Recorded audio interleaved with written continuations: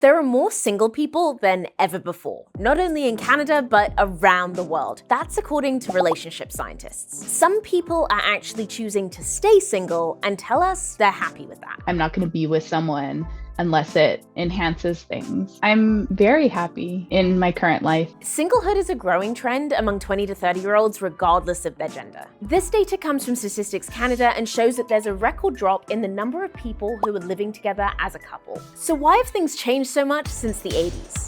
Well, fewer people are getting married, divorce has become more acceptable in some cultures, and solo parenting is on the rise. The researchers we spoke to also say that people are delaying romantic relationships. For some, it's to focus on their careers, and for women in particular who have more financial independence than ever before, the stereotype of needing someone to pay the bills is on its way out. And Cher said it. One day you should settle down and marry a rich man. And I said, Mom, I am a rich man, you know?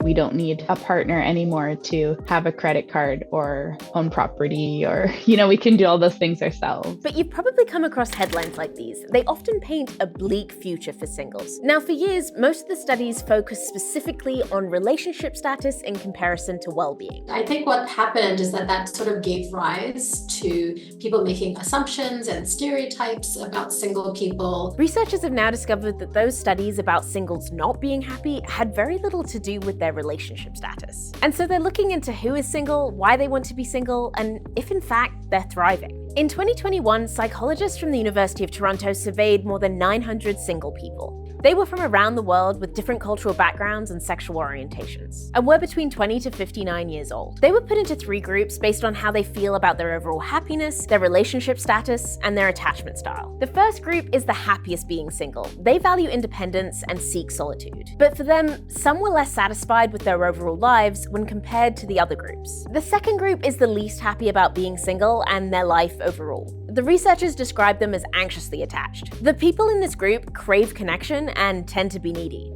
according to researchers. The last group scored the highest in overall life satisfaction, and some were more comfortable with being single compared to group 2. They're happy to be single, but they're also open to being in a relationship. One of the themes that comes through in that third group in particular is that there's actually not a lot of difference between the kinds of people who are happy single and the kinds of people who are happy in relationship. If they're in a romantic relationship, they're good at maintaining that connection with a romantic partner. But if they're single, they're good at maintaining those relationships with their friends and their family. So it sort of goes back to that cliche. You can't love someone until you love yourself. Love yourself. If you can't love yourself, how in the hell are you gonna love somebody else?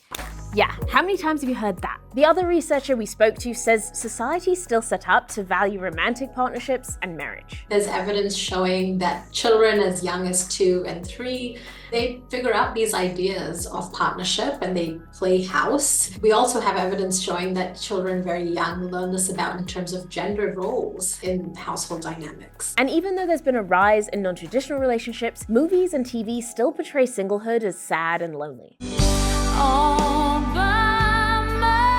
Gomez says it's because of a cultural lag. It takes society a while to catch up and let go of stereotypes. We see this with something simple as, the holidays that we really celebrate. So Valentine's Day, for example. And then there's Christmas movies. We know the plot points. Person is single at Christmas, they find love, and their life is infinitely better. I think that partnership is sort of important to a lot of people, but at the same time, as a society, we have sort of put out the message that that's the only pathway to happiness and that everyone needs to be partnered like ASAP, which I think is what we're trying to debunk here. I have been in a couple of relationships before, which were pretty long term. There was a certain pressure to get married as soon as you could. Let's talk about that. What about when you're under pressure from friends and family? Gomez says the challenges that single people experience are less about themselves and more about how loved ones treat them. Her research shows this lack of support and discrimination from those closest is what really threatens single people's happiness. There's always the question, at family gatherings where it's oh, are you seeing anyone? Gomez says that's a question we should stop asking to try to change the stigma around singlehood. It essentially sends this implicit message that that's what's important in life and that is an important goal for them that they should be trying to achieve. At the end of the day, I think I'm much more in a space of I'm not going to be with someone unless it enhances things, because I think something that's too difficult or more complicated is inconvenient and it's not improving my life. So if that means me being single, then that's totally fine. As much as, I want companionship and to meet someone, I also have tons of great people in my life that are on similar paths.